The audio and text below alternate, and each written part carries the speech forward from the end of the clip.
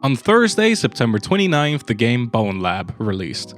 Being the latest game by the well-known VR game development studio Stress Level Zero, the hype around this release was, let's just say, pretty high.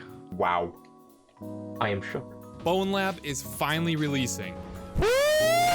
Whether it is due to a 3-year waiting period since the release of Boneworks, its predecessor, or because the hype was definitely real for this new and always welcome addition to the VR gaming library, the game was bought by many with VR headsets, both veteran and new to the VR scene. It was naturally made even more accessible due to the availability on the standalone Quest platform, something Boneworks did not have, but definitely had the demand for.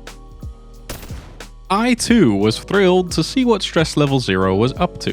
While always looking for new VR experiences and having played Boneworks in the past, the release of Bonelab seemed only natural for me to keep my eye out for as something new to my library. And on release date, I did something I almost never do. I bought the game as soon as it came out. With great excitement, I could not wait to start the game up and get the same feeling that I got from Boneworks as I jump into it with high expectation. Stepping in, the game immediately felt familiar.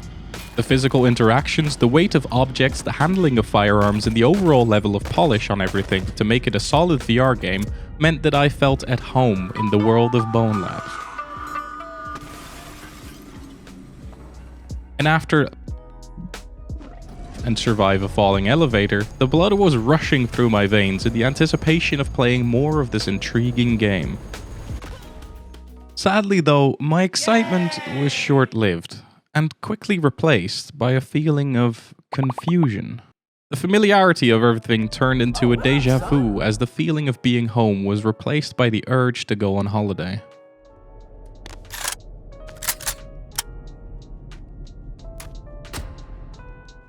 Though I really did enjoy my path through the story, I felt like something was off, and for the longest time it gnawed on me all the way through completing the story, where it never left my mind for the time after.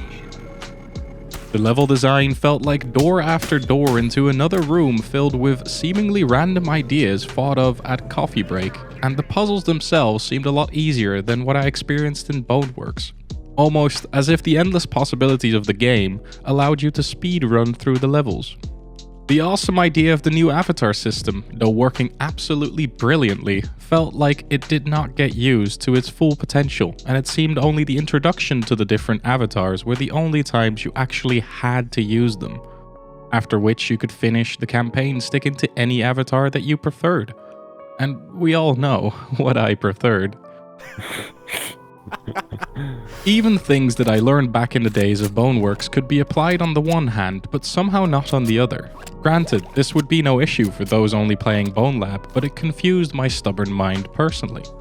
Where I usually unlock items by dropping my pods into the reclamation bin, this time I had to physically pull them apart, and my stubborn self never realized until over halfway through the full campaign, missing out on unlockables that, if I had known it in the first place, would have made it way easier to obtain compared to the old system.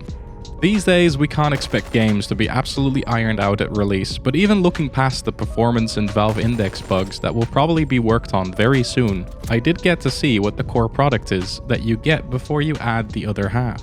Because story isn't the only focus of the game. As much as you can continue figuring out more of the vast amounts of lore in the world of the Bone games, Stress Level Zero added a couple of things to their development plan that got a lot of us more excited than the actual game itself. You see, not only is this game available to the masses through a standalone platform like the Quest, Meta. but it also accepts the modding community with open arms, providing SDKs and in-game repositories to make it easier and more streamlined to create what your imagination desires. Think of games like VRChat and Gary's Mod as an example where the community themselves create the majority of what is to experience and will always get more and more creative as time goes on. So too will Bonelab probably expand further than anyone ever thought by simply delivering more and more content to the game by means of creative modding. I could imagine it won't take long for people to make fully fleshed out stories themselves, and I can already see worlds and avatars popping up left and right. And having spent over 1,000 hours in games like VRChat myself, I am all up for this idea and I cannot wait to see what can be made given some time. But a game like VRChat, is free. And when I pay only €10 less than something like Half-Life Alyx, I kind of expect to already get content worth every penny of that. Even Boneworks itself was almost half the price of Bonelab. Don't get me wrong though, I love the idea and I love the level of interaction, and because I do, I will never even think about refunding this game, giving it the time to transform into a haven of community creativity.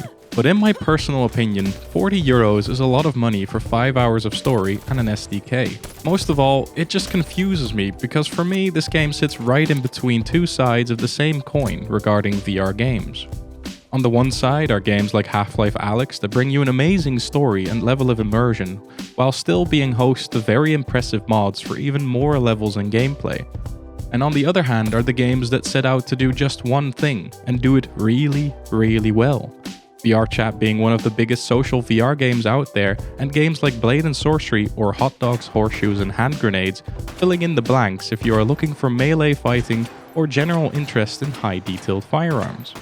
Bonelab tries to do it all, and though it does a lot very well, I would have loved to pay half the price instead.